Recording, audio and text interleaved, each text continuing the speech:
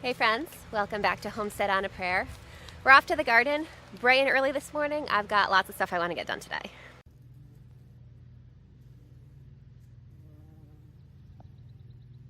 This morning it's a little bit cool out here, but it's cool in that way where you can tell it's about to warm up and become a beautiful day. So I wanted to make sure to get some work done out here in the garden while it's still nice and shady out here. I have a lot I want to get done today. So we are admittedly going to be taking a little bit of a risk today because one of the things that I want to do is to plant some of my summer seeds. Now, this is a risk, full disclosure. If your last frost date hasn't passed yet, like mine hasn't, just know that anything that you do like this is a little bit risky. So I've brought outside several boxes of plants that I'm hoping to get planted today. The lettuce is not a risk, but everything else out here that I have is frost tender, which means if we happen to get a frost, then I'll end up losing whatever I plant today. Sometimes in gardening, I like to take a little bit of a calculated risk. So today is May 4th. In my area, the average last frost date is May 15th. Now I've checked my 10-day forecast and there are no days forecasted to be close to freezing in the 10-day forecast.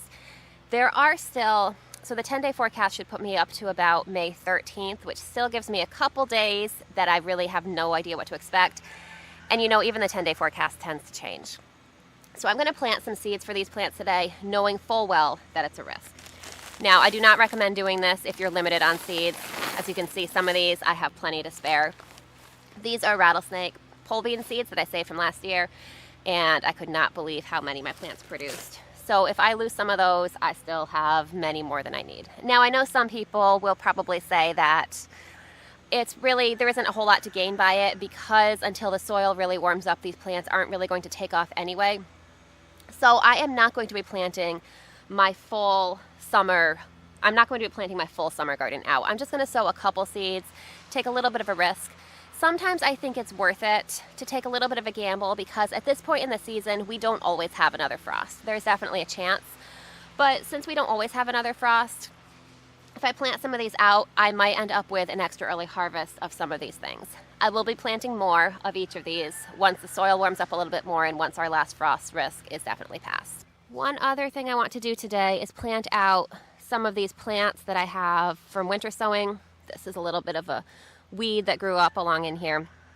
These plants are all frost hardy, so planting these is not a risk. What is a bit of a risk is planting some of these seeds. Now, if you hear a lot of noise in the background, my neighbors are outside doing yard work. This is a Saturday morning, so it is prime yard work time. Also, it is, as I said, it's a beautiful morning. So I'm hoping that noise doesn't carry over into the video too much, but if it does a little bit, then that's what that is.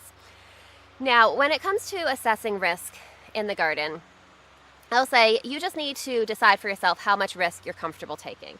So for example, as I said, these seeds, it's not really that much of a risk to me because I have more than enough of everything that I'm planting today. Now, when it comes to my seedlings, that's a lot more of a risk because I've already invested a lot of time and energy into those seedlings. And those seedlings have been growing for 6 to 8 weeks, in some cases even more. So if I planted some of those seedlings out early and ended up losing those, that would be a significantly bigger risk because I am risking a lot more time, I'm risking a lot more resources that I've invested in those plants. And additionally, if I lose those plants and have to start over, that puts me way behind when it comes to seed starting. So, you know, I was gonna say I'm not gonna be planting out my seedlings today. I might actually be planting out a couple of my cherry tomatoes, but that's not really a risk either because I have what's called some walls of water. I did do a video showing how those work last year when we had an unexpected late frost later into May. So I can link that video below if you're curious to see how they work. I'm not sure if I'm going to actually get to that today or not, but if I do plant some cherry tomatoes out today, I'll be putting them inside those walls of water, which basically takes my risk to almost zero. So I'm not going to be planting out any unprotected seedlings in the garden today because, as I said, the risk is a lot greater. I'm going to start by planting out some of these rattlesnake pole bean seeds here. As you can see, I have many of these. These are all seeds that I saved from the garden last year.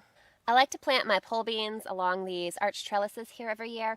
So probably what I'll do today is plant I have 2 trellises completely devoted to pole beans. I may plant one side of one today, or I may plant maybe both sides of one. I'll see how I feel.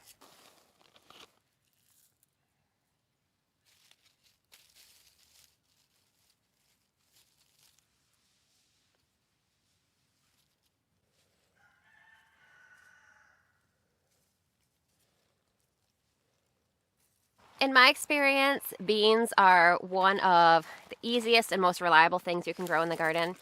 Now, I don't ever start my beans inside. I just always plant them directly outside in the garden. I just direct sow them wherever I want them to grow. So I plant them about 1 inch deep or so.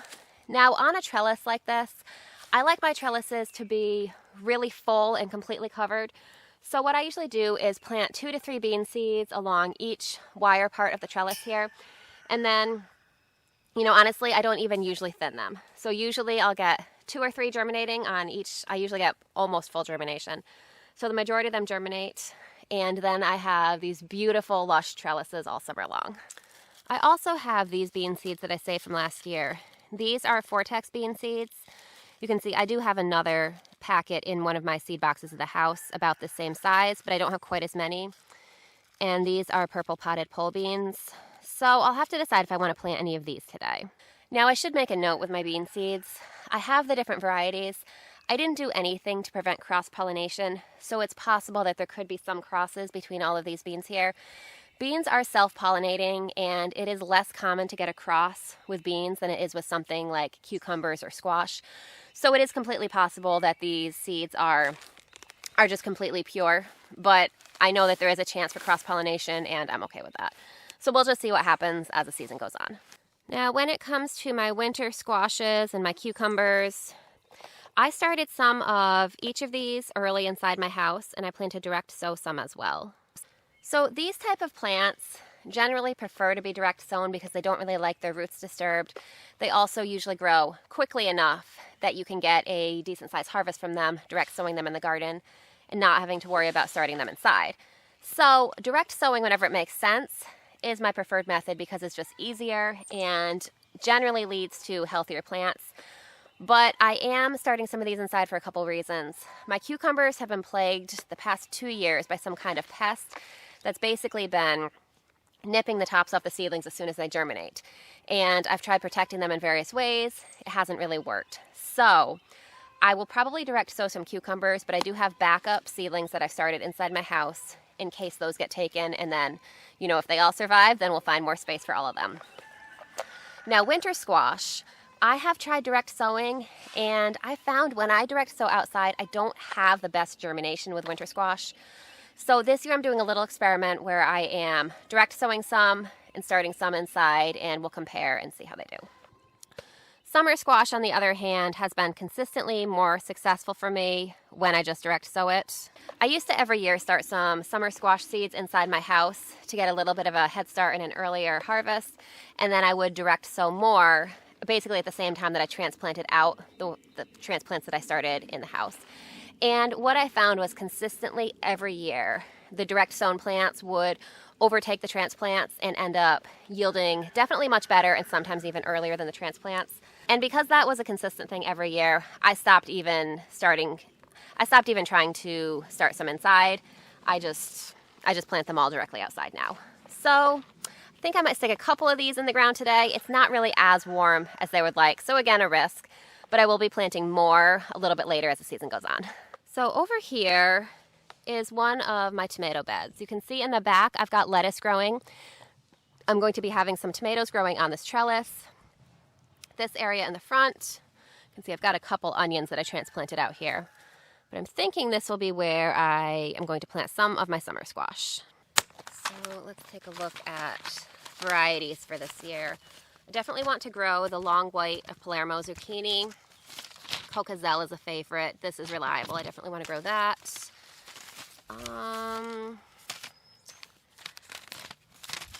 Maybe for today, I'll start with one of each of these. And then as the season goes on, I may add some more varieties in and probably another plant of each of these as well. So I think what I'm going to do today is plant probably one of each of these in this tomato bed here, kind of spaced out pretty well, and then I may start some seeds for some flowers in between them. So when I start zucchini plants, I like to plant, usually I'll plant 2 or 3 of each variety in the same spot. I'll plant 3 today because I don't always get 100% germination, and if I get 3, then I have multiple plants to choose from. What I usually end up doing is allowing 2 plants to grow together sort of as one plant, because that gives me more flowers and that ensures better pollination. So what I'll probably do is I'll plant 3 of these, and then if all 3 of them germinate, I will thin out the weakest seedling. So I'll just space these out a couple inches from each other. It says to plant them about 1/2 inch to 1 inch deep. So we'll go for about 1 inch or so. So down here on the end of the bed, I have seeds started for this long white Palermo. So we'll go maybe around here or so. I'll plant some Cocozel.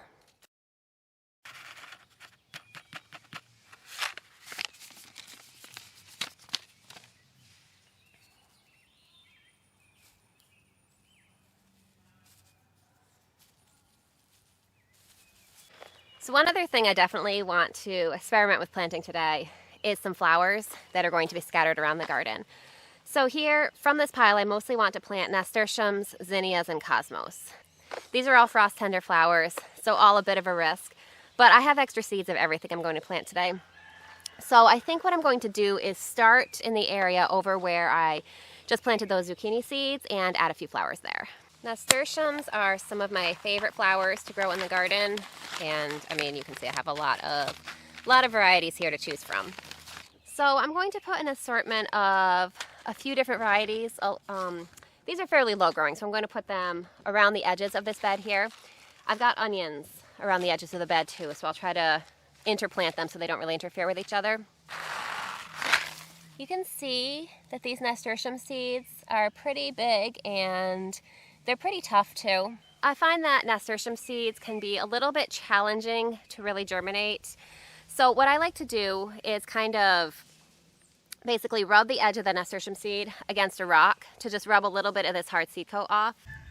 So some people will take nail clippers and just shave a little bit of this off. You know, I'm kind of low maintenance, so I just use whatever's out here. So I just kind of scrape it against the edge of a rock until, I don't know if you really even be able to see that, until you can see that a little bit of the coating is missing.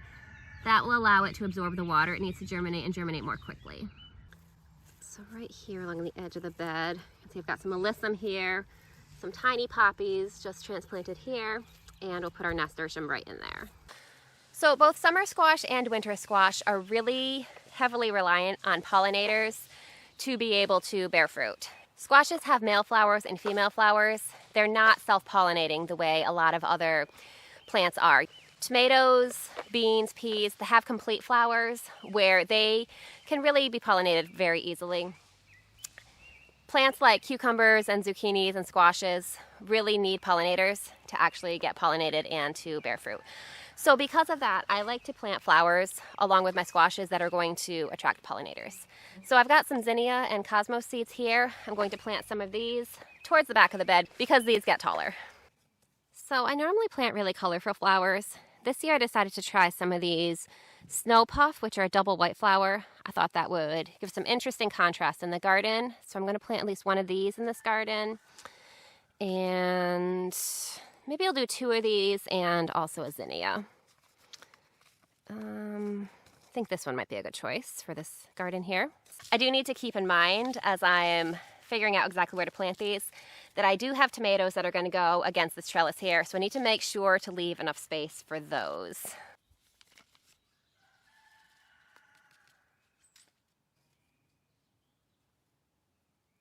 So today in the garden, I'm basically going to be doing more of the same, just planting some plants that I'm okay with taking a little bit of a risk with, and also transplanting out some of my winter sown crops.